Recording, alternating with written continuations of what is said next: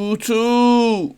We got why the Pacers will beat the Thunder in the finals. Comment down below who y'all think gonna win. I want the Pacers to win, but I think the Thunder gonna win.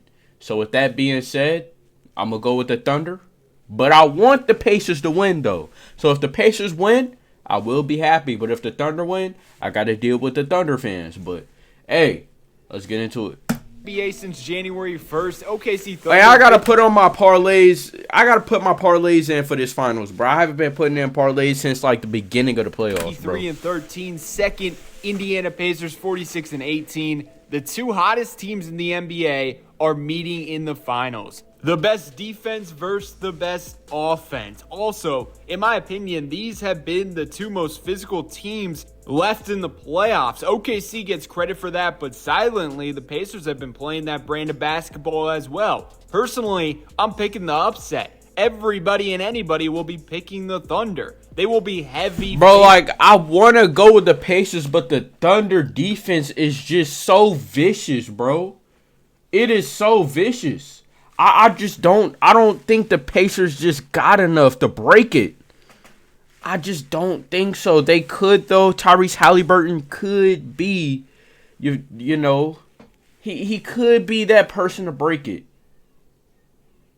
He could be, man. I don't know, man. He could be the kryptonite, but we gotta wait. We gotta wait. Upset. Man. Everybody and anybody will be picking the Thunder. They will be heavy favorites, rightfully so, which means all the pressure in the world will be on them. And I've noticed the more you doubt the Pacers, the more dangerous they become. Now, for OKC, if Jalen Williams and Chet show up offensively like they did versus Minnesota, it's a wrap. They are unbeatable in my eyes with those two playing like that. But the thing is, they can be very inconsistent on that end of the floor. For instance, versus Denver, Jalen Williams shot 37% from the field, 23% from three in that series. Versus Minnesota, his numbers skyrocketed up to 49% and 46% from three. Going over to Chet, he shot 56% from the field and 36% from three versus Minnesota. And versus Denver, 46% and a disturbing 22%. He is not shooting that good against the Pacers. Shea is going to do his thing, that's clear. But the Pacers are used to unguardable star players. They faced Giannis in round one,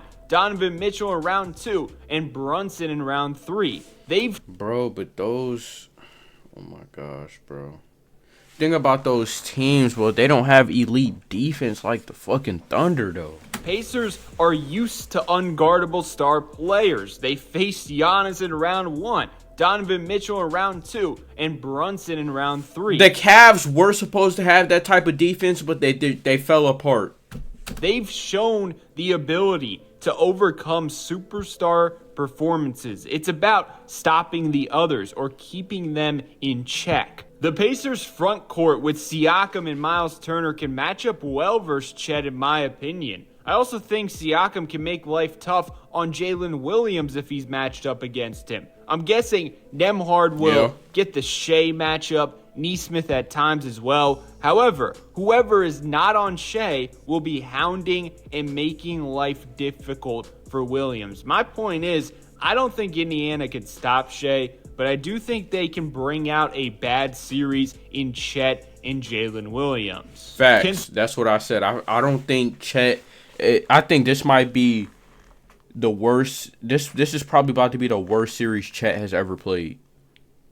Without a doubt. Chet is not... I don't see him playing good this series at all. Can bring out a Jalen Williams, that's debatable. Chet and Jalen Williams. Can Siakam, Nembhard, Nesmith, and the other Pacer role players give more offensively than Chet and Jalen? If so, that's a great formula to win. Siakam averaged 25 on 50% from the field and 50% from three versus the Knicks. I don't think he's going to be fazed by the physicality of OKC. He's been around, faced prime Draymond Green in the playoffs and the Warriors. And one of the most underrated things about Siakam's game is he really doesn't make that many mistakes. He's not a turnover-prone player, 1.4 turnovers per game, and you must have that to stand a chance against OKC. Another huge series from him is a must for the Pacers, and I think he's got it in him. And the one advantage the Pacers have as a team is offensively, they shoot way better. During the playoffs, they have shot 40.1% from three, which ranks number 1. Meanwhile, the Oklahoma City Thunder are shooting 33% from deep, good for 13th. The Pacers have to be locked in on the glass as well. They struggled in that category versus the Knicks. OKC definitely has the edge there. If they can continue shooting the way they have shot, they definitely have a fighter's chance. The Pacers do have the potential to combat a huge strength of the Thunder, aka turnovers. Thunder are at their best when they create turnovers and turn it into offense. Pacers in the playoffs as a team, 12.7 turnover percentage, only 2 teams ahead of them, Cleveland and OKC. Their 2 most played lineups are great in that aspect. Obviously, they haven't faced a defense like the Thunder, so it could be different. I really worry for Tyrese Halliburton in this series. He has had games where, quite frankly, he kind of just takes them off. If he decides to do that versus OKC, they are going to take advantage, unlike the Bucks, unlike Cleveland, and unlike New York. And you saw the Knicks in the last 2 games of that series increased their ball pressure. He didn't respond very well. They were picking him up full court. And you better believe the Thunder will be doing the same thing, and they have way more bodies to throw at him throughout a whole entire game. Plus, they have way more effective defenders than Mikal Bridges.